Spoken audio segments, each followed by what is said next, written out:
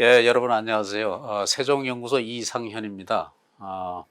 저는 세종연구소에서 주로 이제 한국의 외교안보, 그리고 국제정치, 안보 문제를 주로 이제 연구를 하고 있습니다.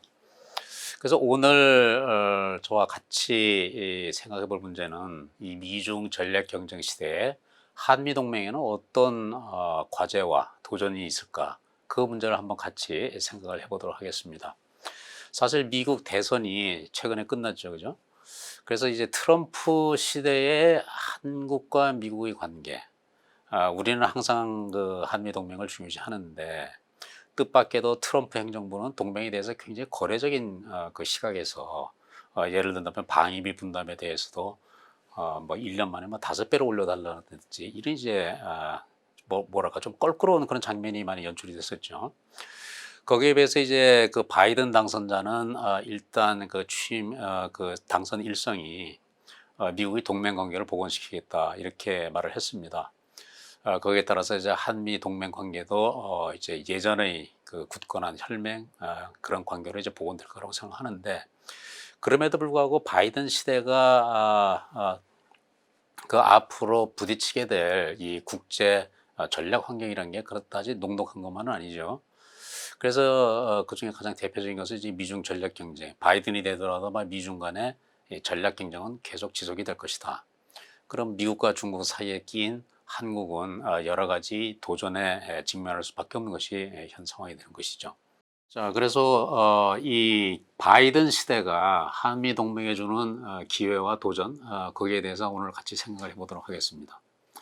자, 2020년 미국의 대선, 바이든 후보가 그 선거 인단수를 충분히 확보를 했죠. 그래서 우리는 다 이제 당선된 거라고 알고 있는데 불행히도 트럼프 대통령은 아직 공식적으로 패배를 인정하지 않고 있습니다.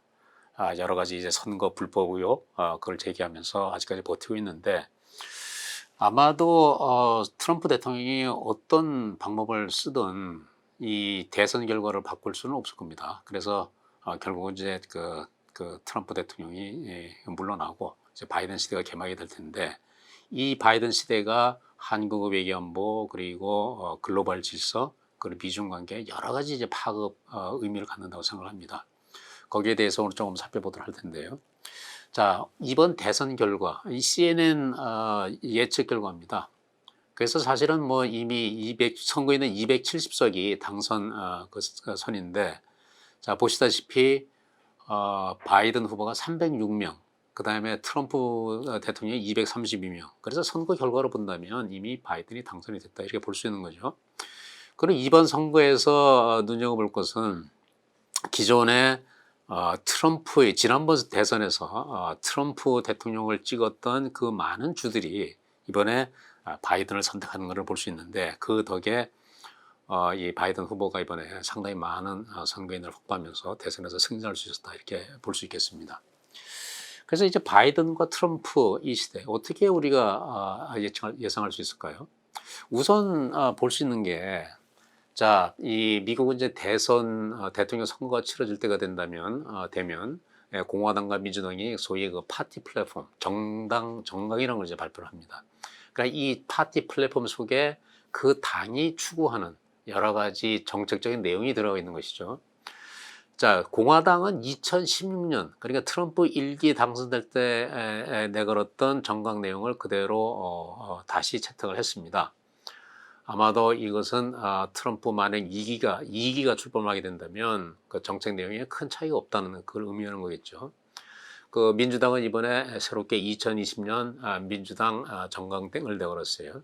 그래서 요 일단 앞으로 이제 바이든 시대의 정책이 어떻게 될지 우리가 아직 완전히 알 수는 없지만 그래도 이 두 정강을 비교해 보면 이 트럼프 시대와 바이든 시대가 어떻게 달라질지 우리가 대충 예상을 할 수 있을 거라고 생각합니다. 그래서 지금까지 대체로 뭐 국내외 언론들에서도 많이 나오고 있고 그다음에 각종 분석 기사라든지 그다음에 두 당의 그 대선 정강을 비교를 해보면 중요한 이슈에 있어서 이 트럼프와 바이든의 차이가 쭉 나타납니다. 그래서 대충 오늘 주제에 맞는 걸 좀 본단 말이죠. 우선 중국 정책을 좀 보세요. 자, 트럼프 대통령은 아시다시피 중국에 대해서 무역 전쟁을 시작해가지고 지적 재산권 문제, 그다음에 통상, 인권, 안보 전 방위적으로 이제 중국을 압박하고 또 여러 가지 제재 이런 걸 폈죠.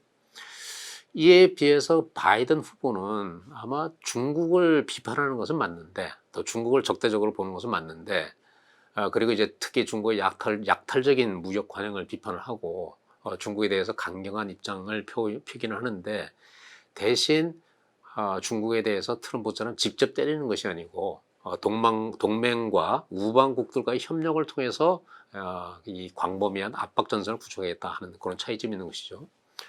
그다음에 한 번 더 문제가 있습니다. 자, 트럼프 대통령은 아시다시피 한국이 미국의 안보 무임승차를 한다. 그리고 주한미군은 굉장히 불필요하다. 이런 입장을 많이 언명을 했어요. 그래서 한국이 잘 사는 나라이기 때문에 방위비 분담을 지금보다 훨씬 더 많이 해야 된다. 이런 입장이었죠. 하지만 바이든 후보는 그에 비해서 이 동맹국들에 대해서 지나치게 높은 방위비 인상을 갖고 압박을 하는 것은 이 동맹을 훼손하는 것이다. 그리고 주한미군 철수를 거론하는 것도 옳은 게 아니다. 이런 입장입니다. 그래서 어떻게 본다면 이제 한 번 더 문제에 있어서는 바이든 시대가 조금 더 편해질지는 모르겠어요, 한국에. 그 다음에 이제 북한 문제, 대북 정책인데요. 자, 트럼프는 아시다시피 그 유명한 화염과 분노, fire and fury라는 그 표현을 썼죠, 그죠? 그러니까 최대로 압박을 하면서 만일 북한이 말을 안 들으면 불세를 맞게 될 것이다. 대충 그런 압박 입장입니다.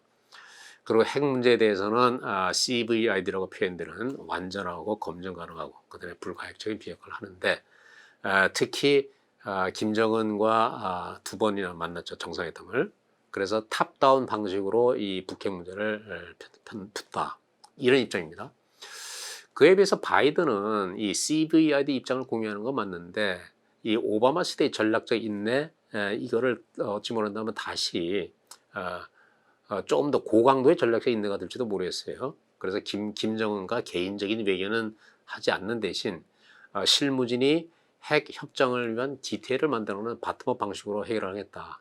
그렇게 본다면 이제 트럼프 시대와 바이든 시대가 이 북한 핵을 다루는 입장에서 상당히 차이가 있을 거라는 걸 우리가 알 수 있겠죠. 그 외에도 또 이 트럼프와 바이든의 큰 차이는 뭐냐면 기후변화 협약 같은 이 다자 협력에 대해서 트럼프는 그걸 굉장히 불신했어요. 그에 비해서 바이든은 이 기후변화라든지 그 다음에 각종 다자 협정을 존중을 하고 그 다자 틀 안에서 이제 국제적인 문제를 함께 다뤄간다 하는 이런 차이가 있습니다. 그리고 본다면 이 트럼프 시대와 바이든 시대가 약간 다를 것이라는 걸 우리가 예상할 수 있겠죠. 자, 2020년 미국 대선 굉장히 국제적인 관심 그리고 미국 내에서도 아주 극심한 대결 양상을 띠면서 선거가 치러졌습니다. 저는 개인적으로 2020년 미국 대선을 볼 때 이 나름대로 한 기로에 선 상황에서의 선택이었다 이렇게 보는데 한 세 가지 의미에서 그렇다고 봐요. 첫 번째는 글로벌 거버넌스의 향배 문제입니다. 자, 이미 트럼프 시대 이전부터 그리고 코로나 바이러스 코로나19 그 발생 이전부터 글로벌 거버넌스는 굉장히 약해지는 것이 하나의 추세였어요. 그래서 다자주의도 약해지고 국제 레짐이라든지 국제 제도가 별 힘을 못 쓰는 이런 상황. 그래서 만일 미국이 트럼프가 다시 재선이 된다면 아마 이 추세가 계속돼 가지고 소위 그 규칙 기반의 국제 질서가 굉장히 더 하향 추락할 것이다. 이런 전망이 있었죠. 그 기로에서 이 다자주의 그리고 글로벌 거버넌스가 다시 회복되느냐 마느냐 이 중요한 기로에선 선택이었다 이렇게 봅니다. 두 번째는 미국 패권의 향배. 미국 패권의 추락이 가속화되는가 혹은 그 추세가 역전돼서 미국 패권이 다시 부활하는가. 이 중요한 기로에선 선택이었죠.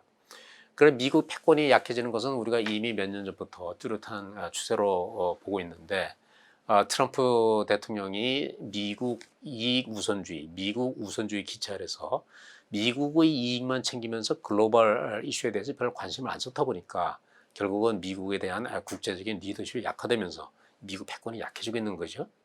그래서 아마 미국 패권이 더 약해지면 그 자리를 메꿀 아마 대표적인 나라는 중국이 될 것입니다. 그렇게 된다면 이번 대선은 이 추락하는 미국의 패권을 어느 정도 그래도 회복을 하느냐 마느냐 이 기로에선 선택이다 이렇게 볼 수 있고요. 또 마지막으로 가장 중요한 것은 역시 미국 민주주의 역량의 굉장히 중요한 테스트였다 이렇게 볼 수 있겠습니다. 아마 이번 대선 과정 보셨겠지만 미국 국내 정치는 극심한 분열상을 보였어요. 그리고 선거 과정 관리 혼란상을 노정을 했고, 그리고 심지어 대선이 끝난 지금도 트럼프 대통령은 그 대선 결과를 인정하지 않으면서 온갖 선거 과정의 뭐 불법적인 가능성을 시사를 하면서 불법 그 메시지를 계속 보내고 있습니다. 이 자체가 이미 민주주의 역량의 그 굉장히 약화라고 볼 수 있겠는데, 아시다시피 미국은 굉장히 민주주의 모범 국가였죠.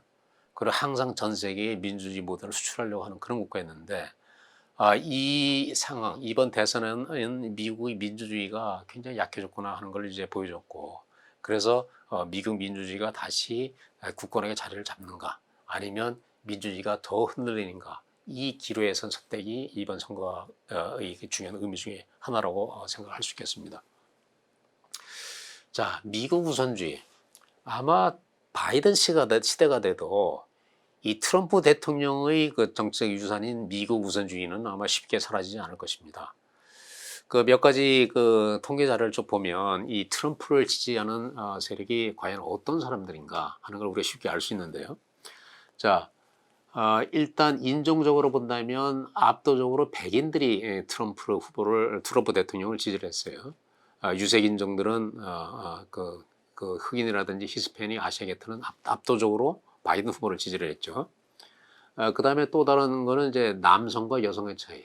자, 남성의 압도적인 상당수는 그 트럼프 후보를 지지를 했고, 여성의 또 상당수는 바이든 후보를 지지를 했어요. 이렇게 인종, 성별, 그 다음에 또 그 백인, 백인 특히 저기 고졸 이하의 백인들 압도적으로 트럼프 후보를 많이 지지를 했거든요. 이렇게 본다면 이제 미국 내에 굉장히 인종적, 성별, 그 다음에 교육 수준, 그리고 사실은 이제 중산층과도 관련되는 그런 문제인데, 이 라인을 따라서 미국 내의 분열이 굉장히 극심하다는 거죠. 그래서 바이든 후보가 비록 그 분열의 정치를 종식하고 단합을 하자 이거를 주장하면서 당선이 됐어도 아마 그 짧은 시간 내에 미국을 다시 단합시키기는 굉장히 쉽지 않을 것이다 하는 이제 우려가 나오고 있는 것이죠. 그래서 바이든 시대 아마 국내 정치적인 도전이 만만치 않을 것이다 하는 얘기가 나오고 있습니다. 자, 트럼프의 레거시, 트럼프 시대의 유산을 뭐로 볼 수 있을까요? 한마디로 말한다면 자유주의 국제사가 굉장히 위기에 처했다 이렇게 얘기할 수 있겠습니다. 자, 2차 세계대전 이후에 미국이 그 초강대국으로 이제 등장을 하면서 2차 세계대전 이후 국제질서를 그 구성하는 여러 가지 그 국제 기구, 제도, 그 다음에 규범 이런 것들을 거의 미국 주도로 이제 만들었어요. 그래서 2차 세계대전 이후에 미국이 주도해서 수립한 이 질서를 우리는 흔히 자유주의 국제질서라고 얘기를 합니다. 그래, 규칙에 기반한 국제질서, 제도와 법치, 또 무역과 통상, 개방과 교류 이런 것이 보장되는 그런 질서였죠. 그래서 사실은 이 체제를 미국은 주도적으로 설계를 했어요. 그리고 이 질서를 유지하기 위해서 소위 공공재, 퍼블릭 굿으로서 안보 공약이라든지 해양의 안전을 유지를 했고, 그 다음에 개방된 무역 질서를 유지하기 위해서 여러 가지 노력을 많이 한 겁니다. 근데 이 트럼프 시대는 그러한 이 공공재 제공자 역할 대신에 신고립주의적인 경향, 다시 말해서 국제질서 유지 대신 미국의 이익을 우선시하는 이런 정책으로 이제 변화가 된 거죠. 그리고 그 틈을 비집고 이제 중국, 러시아 같은 소위 이제 현상 타파 세력들, 다시 말해 2차 세계대전 이후 미국이 건설한 질서를 변화시키려는 이 세력들이 부상하게 된 것입니다. 자, 트럼프 시대의 이 주요 국제 문제에서 후퇴한 여러 가지 사례를 볼까요? 첫 번째는 친시장적 기후변화 정책입니다. 자, 트럼프는 미국 경제에 도움이 된다는 거면 다 했어요. 오바마는 환경에 도움이 되는 걸 상당히 중요시했단 말이죠. 그에 비해서 트럼프는 미국 경제에 도움이 되는 것, 예를 들면 에너지 독립이라든지, 그리고 경제에 도움이 된다면 셰일가스도 개발하고 천연가스도 개발하고 이런 것들이에요. 그리고 기후변화는 소위 과학적 증거가 있음에도 불구하고 트럼프 대통령은 그걸 불신을 했죠.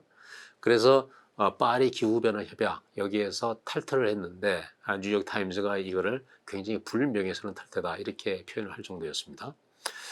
자, 국제 문제에서의 후퇴 두 번째 뭐가 있을까요? 국제 핵 비확산 체제의 약화. 자, 예를 든다면 우리가 1960년대 그 소위 NPT라는 조약이 유명한 조약이 있죠. 그 핵 비확산 조약, 핵 확산 금지 조약. 자, 그 조약 때문에 그래도 핵무기 확산이 상당히 그 통제가 되고 오늘날 핵무기를 가진 국가가 많이 증가하지 않았어요. 근데 트럼프 행정부 들어와서 그 예를 든다면 대선 기간 중에 한국과 일본의 핵무장을 허용하겠다 뭐 이런 발언을 한다든지, 그다음에 이란을 비핵화하기 위해 오랫동안 협상해서 힘들게 합의한 이란 핵 합의안 공동 포괄적 공동 행동회 JCPOA라는 게 있죠. 그거를 탈퇴를 해버렸어요.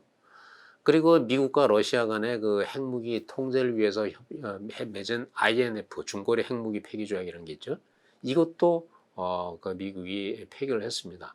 그래서 앞으로 미국과 러시아 간에 또 중국을 포함해서 이 강대국 간의 핵무기 경쟁이 재현될 가능성이 있는데, 그걸 본다면 이제 주요 국제 문제에서 상당한 후퇴가 되는 것이죠. 자, 세 번째, 자유주의 국제 질서를 위한 노력을 중단한다. 자, 유엔이라든지 국제기구 펀딩을 크게 삭감을 했어요. 사실 이 대부분의 국제기구들에서 미국이 가장 많은 분담금을 내는 나라입니다. 유엔에 대해서도 그렇고, 그다음에 피스키핑, 소위 평화유지에도 그렇고, 또 이번에 코로나 때문에 문제가 된 WHO, 거기에도 미국이 가장 많은 분담금을 내고 있죠. 근데 트럼프 행정부는 이렇게 이 국제 공공재로서 기능할 수 있게끔 이 국제기구에 돈을 앞으로 덜 내겠다는 거죠. 그래서 어떻게 본다면 미국이 지금까지 굉장히 중요시했던 이제 가치 외교와 스스로 결별하는 이런 모습을 보여주고 있는 것이 트럼프 시대였거든요. 그래서 이렇게 여러 가지 그 자유주의 국제질서를 창설하고 그거를 유지하기 위해서 많은 노력을 해온 미국답지 않게 트럼프 시대는 이 모든 것을 후퇴하는 양상을 보인 결과, 자, 트럼프 시대의 미국은 마치 이런 모습을 보이고 있습니다. 뭐 국제사회의 모든 국가들이 서로 단합해서 뭔가 이제 글로벌 질서를 위해서 노력하고 있는데, 미국 혼자만 동떨어진 듯한 이런 모습이에요. 다른 것도 아니고 이제 뉴욕 타임스 만평에 나온 그 그림입니다. 자, 그것이 트럼프 시대의 미국이었어요. 자, 거기에 비해서 그러면 앞으로 바이든 시대는 어떻게 달라질까요? 일단 외교정책 기조를 한번 볼까요? 자, 이 내용은 앞에 잠깐 보여드린 민주당의 2020년 대선 정강, 그리고 여러 가지 민주당 쪽에서 나온 여러 가지 자료들을 종합해서 이제 본 거예요. 자, 바이든 시대의 외교정책 기조는 민주당의 전통적인 어젠다를 대부분 포함하고 있습니다. 여기에는 이제 대부분 이제 국내 정치 어젠다가 많이 들어가고 있죠. 경제라든지, 그다음에 보편적인 의료보험, 그리고 기후변화 환경 문제, 그다음에 이민제도, 교육계획 같은 이게 국내 정책 어젠다가 있고요. 그 외교정책 관련해서는 이제 미국의 리더십을 혁신하겠다 하는 내용이 포함되어 있습니다. 그래서 바이든 시대는 트럼프 시대와 달리 외교의 중요성을 강조한다든지, 그다음에 그 연장선상에서 동맹 관계도 복원을 한다 그런 거죠. 그리고 국제 제도를 존중하고, 그다음에 이 초국가적인 도전에 대해서 국제적 대응을 미국이 조율함으로써 다시 글로벌 리더십을 되찾겠다는 그런 입장을 표명하고 있습니다. 그리고 아시아 정책에서 상당히 중요한 이제 변화가 엿보이는데, 이 핵심 동맹국인 한국, 일본, 호주 이런 나라들과 관계를 강화하고, 그래서 이들과의 협력을 통해서 대북 정책, 북핵 프로그램 위협 봉쇄한다 이런 입장을 이제 내놓고 있습니다. 그래서 어떻게 말한다면 그 트럼프 시대는 미국 국익 우선주의, 소위 미국 우선주의라는 그 명문 하에 미국의 이익만을 앞세우는 이런 정책을 주로 폈다면, 트럼프 시대는 동맹과 국제 제도와 그리고 여러 가지 가치 측면을 중시하는 이런 외교를 펼 거라는 것이 우리가 예상할 수 있는 그런 거죠. 예, 그 조 바이든 후보가 당선인이 생각하고 있는 가장 중요한 것 중에 하나가 미국의 글로벌 리더십 회복입니다. 그래서 그거를 좀 더 잘 이해를 하려면 금년 3, 4월 그 Foreign Affairs에 이제 그 바이든 후보가 기고한 글을 좀 보면 우리가 잘 알 수 있는데요.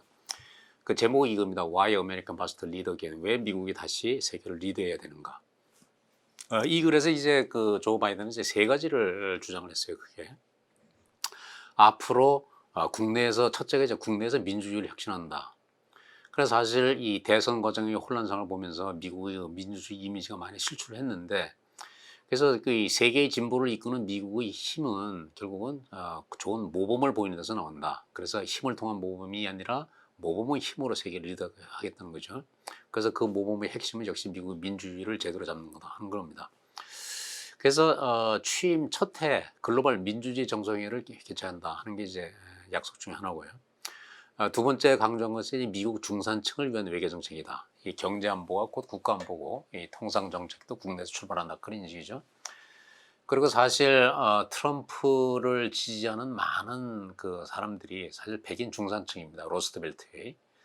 이런 사람들을 어차피 이제 바이든에 다 포용을 해야 될 텐데 그러기 위해서는 중산층을 외교 정책, 중국에 대해서는 이제 동맹 및 우방국들과 함께 예를 든다면 이제 중국의 일타적 행위를 그 반대하든지 이런 외교 정책을 한다는 거죠.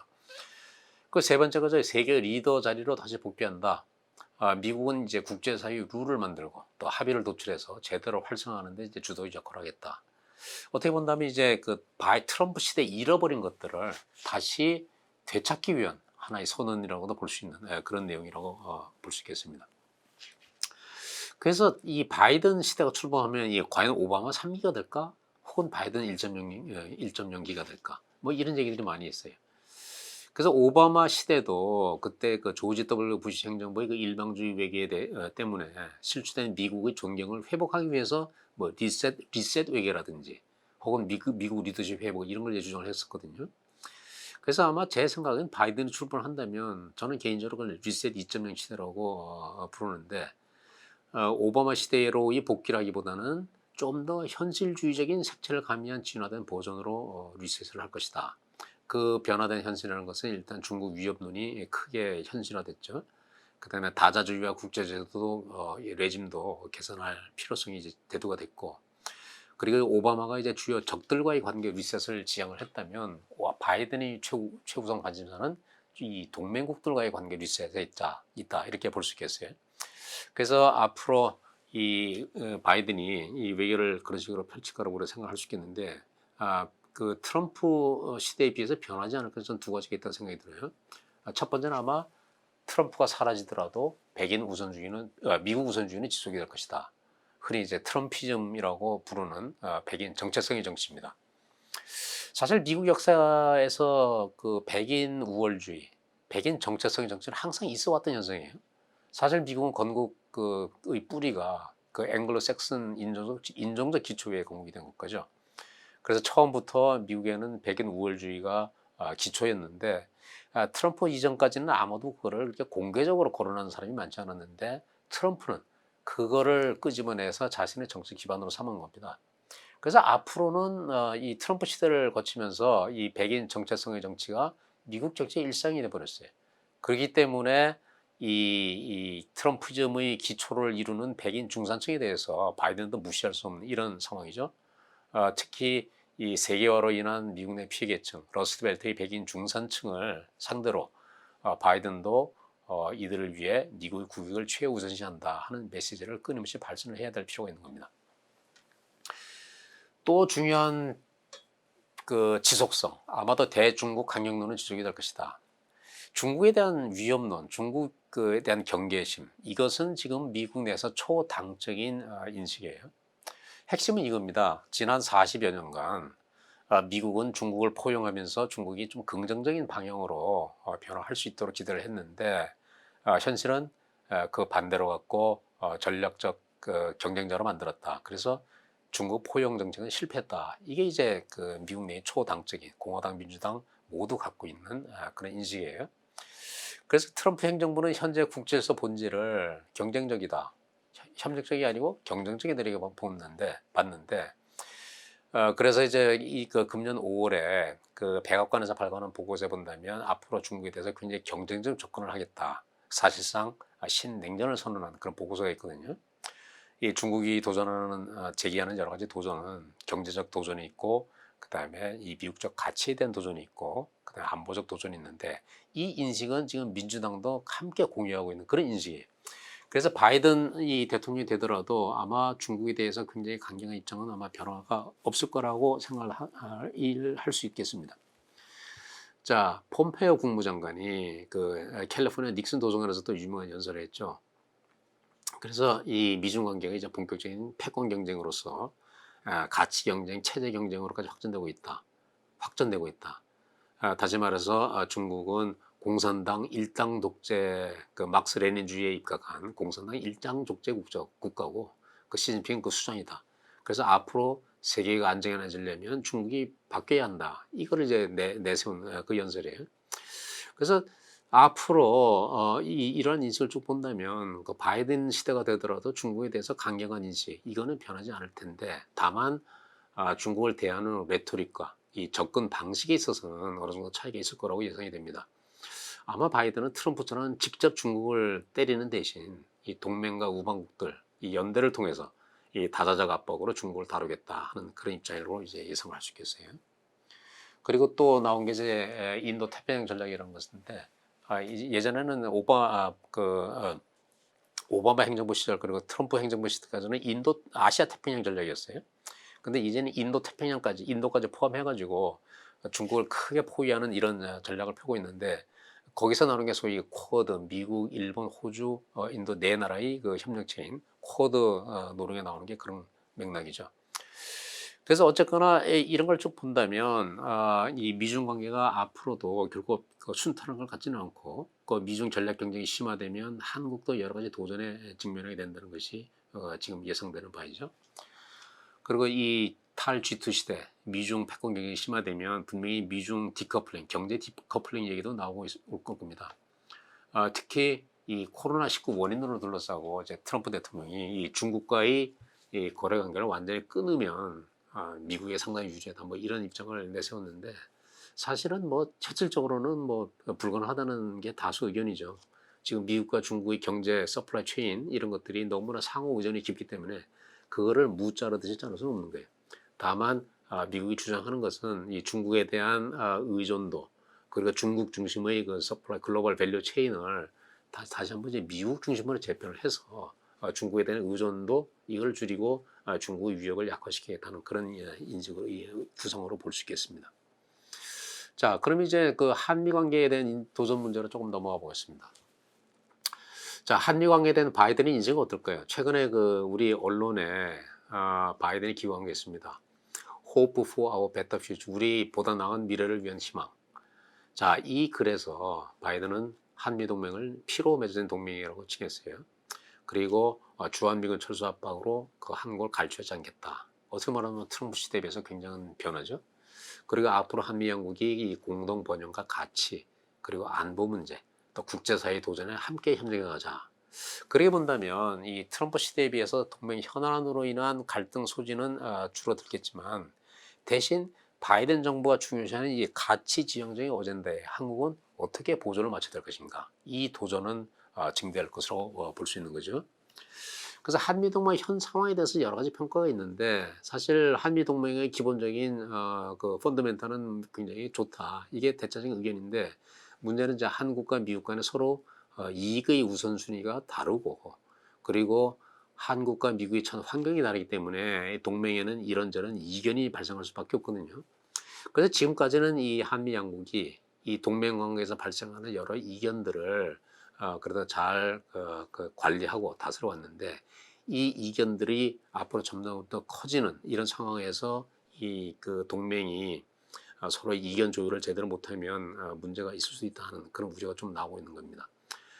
그 말인즉슨 앞으로 동맹의 장기적 방향성에 대한 신뢰를 다시 한번 확보해야 된다 그런 소리인데 예를 든다면 지금 한국 문재인 정부는 이 남북 관계 개선에 굉장히 큰 관심을 갖고 있어요. 근데 바이든 정부가 된다면 아마도 북미 관계에서는 비핵화가 굉장히 큰 관심이 될 것입니다. 그리고 한국은 중국과의 경제 관계를 중요시하는데 미국은 이 중국과의 한국에 대해서 이 중국과의 패권 경쟁 속에서 미국 편으로 좀 더 와라 이런 입장이죠. 그래서 이런 이견들이 존재하는 것까지는 우리가 피할 수 없는데 앞으로 한미 양국이 이 이견들을 어떻게 좁혀가는가 이게 굉장히 중요한 이제 과제가 되는 것이죠. 자, 한미 뭐 현안 이슈가 여러 개 있는데 일단 그 방위비 관련 협상. 자, 이거는 그 금년 2020년 봄에 한국 정부가 13% 인상을 미국 측에 제의를 했는데 트럼프 행정부는 이걸 거부하고 40억 달러, 거의 400% 증액을 요구를 했어요. 근데 다행스럽게 이 그 바이든 행정부는 이 방위비 분담 협상 가지고 너무 한국을 아파가지는 않겠다, 이런 입장을 내놓기 때문에 아마 적절한 선에서, 합리적인 선에서 양측 간의 협상을 타결지을 것으로 예상이 되고 있습니다. 그 10월 달에 워싱턴에서 저 제52차 한미 SCM, 한미 안보 연례 협의회라는 게 열렸죠. 매년 열리는 국방장관 간의 회담입니다. 여기에서 이제 공동성명을 매년 발표를 하는데 한 세 가지 문제 정도가 그 관심을 끌었어요. 자, 주한미군 현행 수준을 유지한다. 이게 오바마 행정부 때 그 한 번 삽입이 된 이후로 계속 SCM 공동성명이 들어갔는데 이번엔 빠졌어요.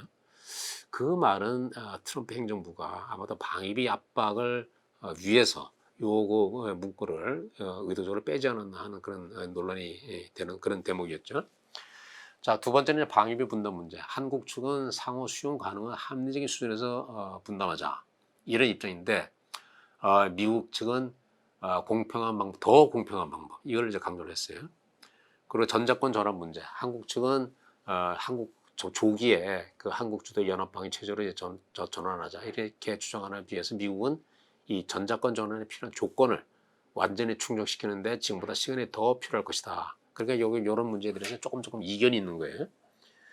그래서 방위비 분담금 변화 추이를 본다면 최근 10년간 방위비는 지속적으로 증대를 해왔는데, 그래서 그 제가 알기에 한국은 지금 주한미군 방위비의 약 절반 가까운 48에서 한 50% 정도를 부담하는 걸로 알고 있습니다.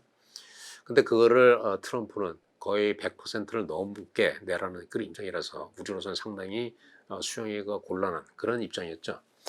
근데 어쨌거나 미국의 지금 일반적인 입장은 뭐냐면, 앞으로 이 동맹이 할 수 있는 거는 기여를 해라. 비용 면에서도 그렇고 역할 면에서도 그렇고. 이거는 이제 그 2019년 작년도 그 싱가포르 상기를 안보대회에서 당시 패트릭 셰너한 이제 국방장관 대행이 한 연설의 핵심입니다. 자, 미국은 인도 태평양 지역에서 이 방위 공약을 유지하려고 최선을 다할 텐데 이 영내 국가들도 거기에 합당한 수준으로 기여를 해라. 이게 핵심이에요. 이 합당한 수준으로 기여를 하라는 말은 방위부도 더 합당한 수준으로 기여를 하고, 또 역할, 이슈가 있을 때는 역할도 같이 분담을 하자 하는 그런 내용이에요. 그래서 어쨌거나 한미 간에 이 문제도 더 논의가 돼야 될 그런 사안입니다. 그 다음에 전자권 전환 후에 지휘권 문제가 있죠. 아시다시피 전자권이 전환되고 나면 지금 그 한미연합사령부가 해체가 되면서 두 개의 별도 사령부가 돼요. 유엔군 사령부하고 그다음에 한미연합사령부하고. 그렇게 된다면 이제 그 지금 현재 그 연합사 그리고 유엔사를 통해서 행사되고 있는 여러 가지 작전 지휘권 문제가 대두가 되는데, 그거를 어떻게 할 것인가. 아직 한미 양국이 뚜렷한 합의에는 이르지 못한 이런 상태죠. 그리고 전지작전 통제권을 이제 전환하는 이 방법에 대해서도 여러 가지 한미 간에 논의를 해야 될 게 있습니다. 사실 그 전자권이 전환되기 위해서는 한국의 그 역량이, 독자적인 작전 수행 능력이 충분한지 그걸 이제 검증하는 단계가 있는데, 금년에 1단계로 이제 full FOC라고 해서 full operational capability가 있는지, 그러니까 충분한 그 독자 작전 능력이 있는지를 한미 양국의 공동 훈련을 통해서 검증을 해야 되는데 금년에 그걸 못했어요. 이유는 그 코로나 바이러스 때문에. 그리고 이제 북한 비핵화 협상을 위해서 북한이 이제 한미 연합 훈련을 좀 중지해달라는 요구가 있기 때문에 그런 거죠. 그래서 이 코로나 바이러스 탓도 있고, 그 다음에 이 검증 일정이 지연이 된다면 아마도 이 전자권 전환 일정이 우리가 원하는 대로 원활히 되지 않을 가능성도 있기 때문에 거기에 대해서 대비를 해야 된다는 거죠. 자, 한미 동맹 현안 두 번째 이슈는 역시 대북 정책, 북한 비핵화 문제입니다. 자, 바이든은 아마도 전략적 인내 2.0, 이 강한 제재와 압박을 통해서 그래도 북한의 변화를 유도를 하고, 그리고 이 북한이 먼저 그 합리적인 수준의 그 변화 의지를 보여야 김정은도 만날 수 있다, 이런 입장이에요. 그러니까 트럼프하고는 반대죠. 트럼프는 김정은과 직접 외교를 통해서 탑다운 방식을 선호를 했는데 거기에 비해서 바이든은 실무회담 후에 정상회담, 바텀업 입장입니다. 그리고 아마도 민주당 정권이 이 출범을 하게 된다면 대체로 이제 비확산, 그리고 핵 군비 통제 이런 접근을 강조할 것이기 때문에 굉장히 까다로운 협상을 할 거라는 게 대부분 사람들이 전망을 하는 거죠. 그렇게 된다면 북한 비핵화 협상이 지금보다 훨씬 더 더디게 나갈 수가 있고 그 안에서 한국의 역할도 굉장히 위축될 가능성이 있다는 게 지금 나오는 얘기들입니다. 그리고 비핵화의 정의도 지금 현재까지 미국과 북한의 시각이 다 달라요. 미국은 앞에서도 말씀드렸지 CVID 완전하고 검증 가능하고 또 불가역적인 비핵화 이거를 이제 계속 유지를 하고 있고 북한의 시각은 이제 북한 비핵화가 아니라 한반도 비핵화 더 나가서 핵 군축 협상을 해야 된다 이런 입장을 펴고 있는 거죠. 그래서 미국과 북한 간의 이 비핵화를 둘러싼 시각의 차이를 해결하는 것 여기에 대해서도 관해서도 한국이 어떤 역할을 할지 좀 고민이 필요하다 하겠습니다. 그다음에 이 대중국 정책 조율인데 자 2013년 당시 이제 바이든이 부통령이었죠. 그때 한국을 왔을 때 박근혜 대통령이 한 말이 이겁니다. 미국에 반대하는 쪽에 베팅하는 것은 좋은 베팅이 아니다. 말인즉슨 한국은 이 동맹의 연장선상에서 가급적 미국과 같이 편을 서라 이 얘기예요. 이거를 이제 미중 전략 패권 경쟁에 이제 대입을 해보면 미국과 중국이 부딪힐 때 한국은 미국과 같이 대중국 압박에 동참해야 된다. 이거를 이제 말하는 거거든요.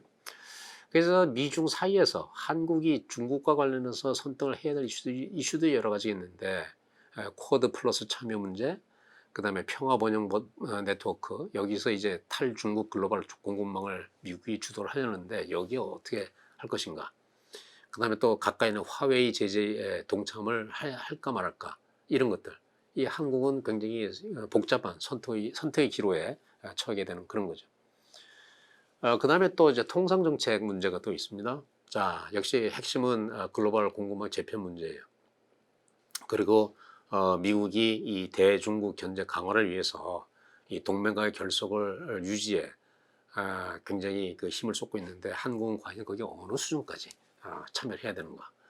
물론 한국이 이 대중국 그 압박 전쟁에 동참을 하게 된다면 중국으로부터 또 보복을 받게 될지도 모르겠어요. 우리가 사드 배치했을 때 그 롯데 그 이마트가 롯데마트가 많이 이렇게 제재를 받았죠 중국에서.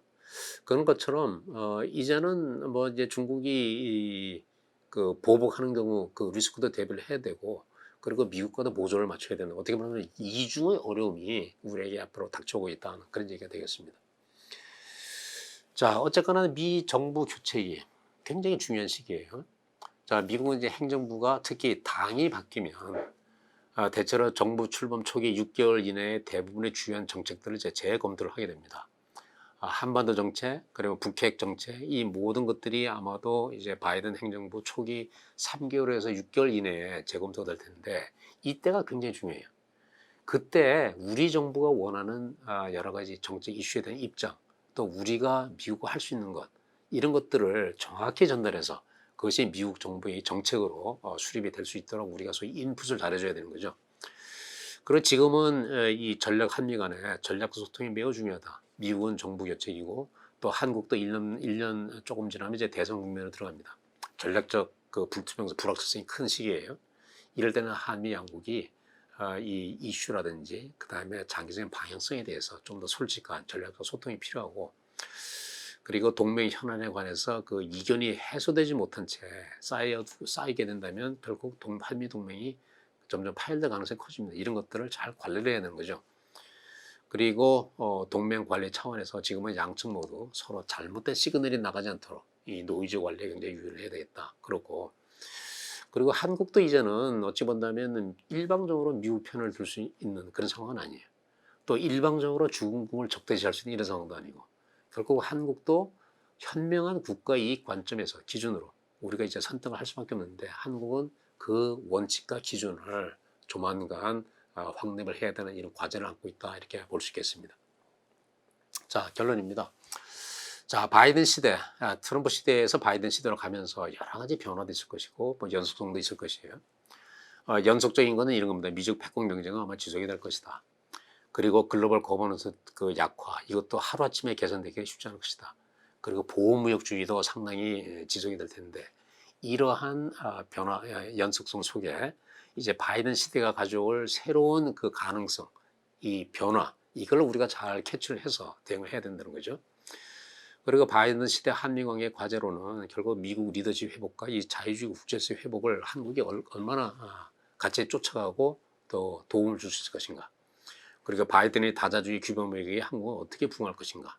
그리고 장기적으로 이 한미 동맹의 건실함을 어떻게 재확인해서 어떻게 그를 구체적인 정책으로 결실을 맺어가지고 한미 관계를 좀 더 안정되고 그 장기적인 전략 동맹 관계를 이끌까. 이것을 이제는 우리 정부가 고민을 해야 될 때다 이렇게 생각을 합니다. 자, 이렇게 오늘은 이제 그 미중 전략 경쟁 시대 한미 동맹의 과제에 대해서 살펴봤고요. 특히 이 바이든 시대가 개막이 되더라도 아마 미중 전략 경쟁 관계가 하루아침에 완화되거나 개선되지 않을 겁니다. 어떻게 말하면 국제사회의 그 일상적인 상황이 될 텐데 한국은 그 도전과 그 여러 가지 불확실성 속에서 우리 국익을 잘 지키는 이런 외교를 해야 되겠다는 생각입니다. 자, 오늘 말씀은 여기서 마치겠습니다. 감사합니다.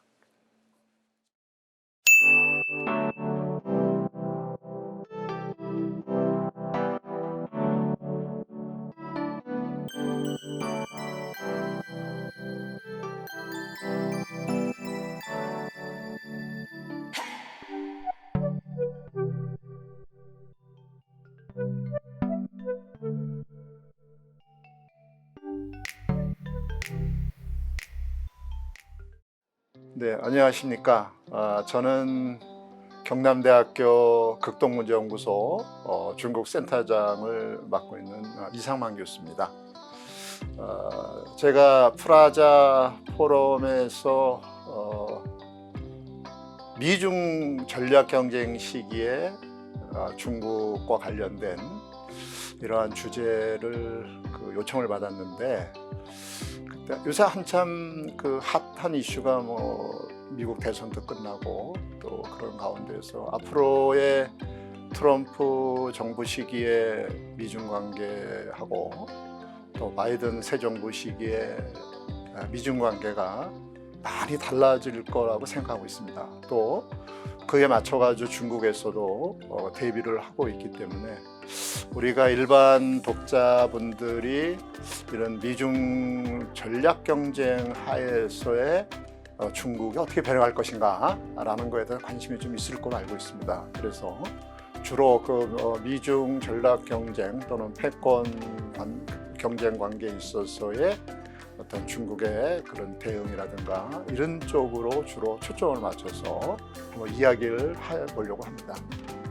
그래서 미중 전략 경쟁 시기에 중국의 정치 경제에 여기서 얘기한 정치 경제는 정치 경제에 따로 노는 게 아니라 뭐 정치와 경제가 상호 연관성이 있기 때문에 그러한 앞으로의 중국의 제국화 과정, 패권 경쟁 과정에서 중국이 어떠한 행태를 보일 것인가에 대한 그런 내용을 위주로 제가 설명을 좀 드리겠습니다. 어쨌든 부족하겠지만 많이 기대해 주십시오.